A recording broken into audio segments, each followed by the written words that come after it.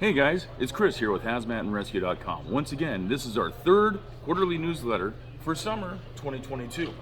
We're here in Baltimore at the IAFC Hazmat conference, and I thought it would be a great opportunity for us to talk to some of the hazmat masters and legends that are around here. Now, of course, that's technician and hazmat specialist stuff. We're usually thinking about awareness and operations things, but I think they can still provide us some good input as we go through this. So we're going to go out, we're going to seek them, we're going to ask about what some of the issues are for 2022 when it comes down to that. Now, for technicians and incident commanders, feel free to come along with the ride because it's going to be some great stuff. Now, let's get started.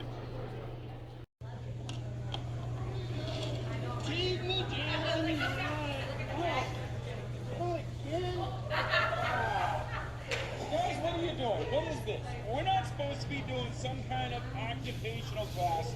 This is an emergency response class. Come with me. Let's start talking about the MSDS and the SDS and what it means to you. All right, now that we're done with that nonsense, let's talk emergency response and what the safety data sheet means to us. I mean the safety data sheet, not the material safety.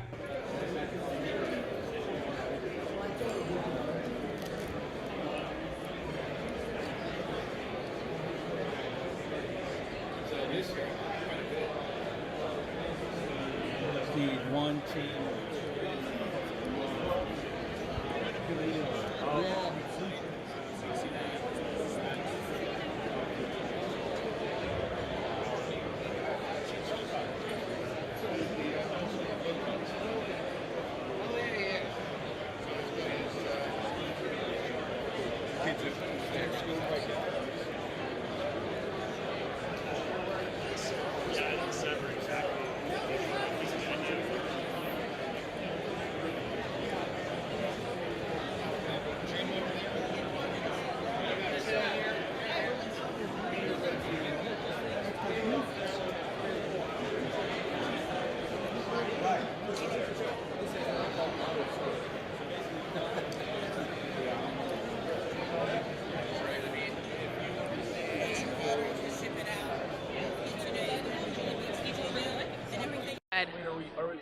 You're recording. Check your eyebrows. Check your eyebrows. Here we go. So Cindy, with the Firefighters Cancer Foundation, obviously we had a discussion earlier at the booth and over at your booth as well about the program that I know about up in Washington State. Yes.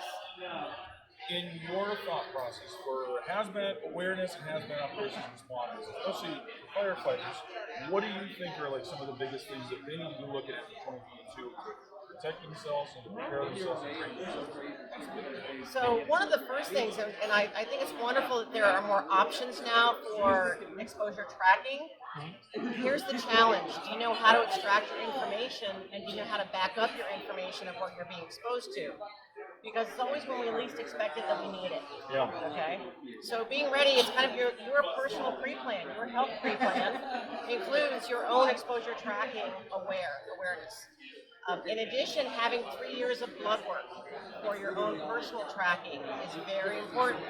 So regardless of where you're getting your health screening done, whether it's through the department or independently, very important to keep at least 3 years of blood tracking, because we're finding that we could potentially diagnose some of these diseases earlier, not just cancer, but other disease issues. It could be an overabundance of red blood cells. It could be too many white cells. Maybe there are different things going on in the body that we're not picking up because we're not picking up the trending. Yeah. And this is where it's so important to take your medical information from where it's being done to your general practitioner, who's the captain of your health. So you want a medical practitioner that you trust, that you have a good rapport with, that you can go, hey doc, look, I'm exposed to all this really bad stuff.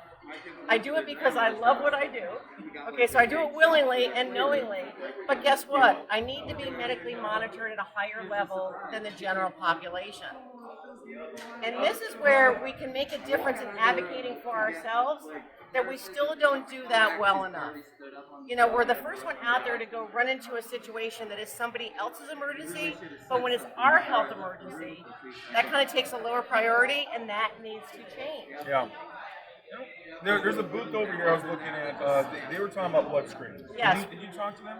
So one test for cancer, we actually vetted that test. That algorithm is 5 medical tests with a proprietary algorithm. We had it vetted through our geneticists at NIH in 2019 when it came on the market. We have been watching that test and following up with the firefighters and fire departments that are using it since. It's getting good reviews. There's education that needs to go with it that we're going to be working on, so we've officially partnered with them from the Firefighter Cancer Foundation. Yeah. We also need to basically make available certain ologists. So we need oncologists that understand the chemicals we're exposed to, the latencies of those chemicals, and how those chemicals affect the changes in our chromosomes and our DNA. We're going to give you those doctors that actually are trained to understand better what we do and how our health changes by what we do. Good stuff. Thank you very much for having this My discussion. pleasure. I think our viewers have You want to name drop yourself and tell us who you are and who you work with?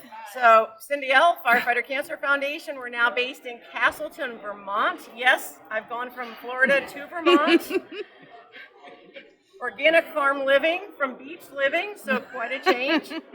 But the great thing is I have wonderful internet. There are still airplanes that fly there. And yes, we can reach any of you from anywhere that we need to, and we're here to help.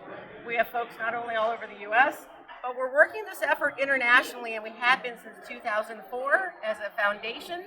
Our 18-year anniversary is coming up in July, and 31 years myself for tracking this stuff as an individual as well, and being one of your original researchers into firefighting cancer.